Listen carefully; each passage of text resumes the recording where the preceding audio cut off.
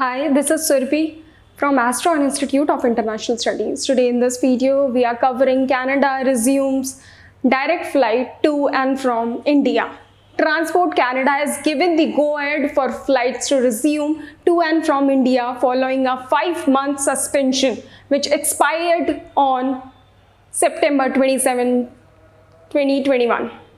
After the restriction on direct flights expire, passengers are eligible to enter Canada and traveling on those flights will be need to obtain a pre-departure negative COVID-19 molecular test reports from the genetic laboratory that is located above the metro station in Airport Connect building at Indira Gandhi International Airport.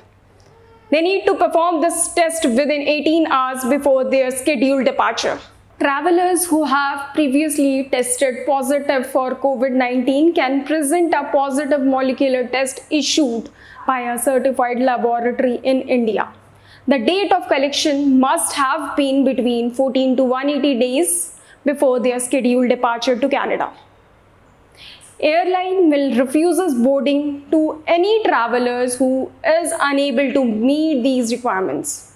For indirect flights, passengers who travel from India to Canada by an indirect route still need to provide a pre-departure negative COVID-19 molecular test results from a third country before continuing their journey to Canada. Please keep in mind, certain countries don't allow entry or transit of passenger who previously tested positive by COVID-19. COVID-19 testing for passenger in transit might not be available in international airports or third country. If you test positive during transit, you may face local quarantine regulations or be returned to your point of departure.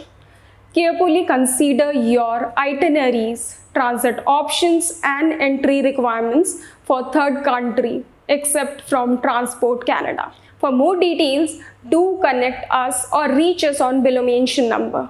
If you like this information, please do like, share our video. Thank you.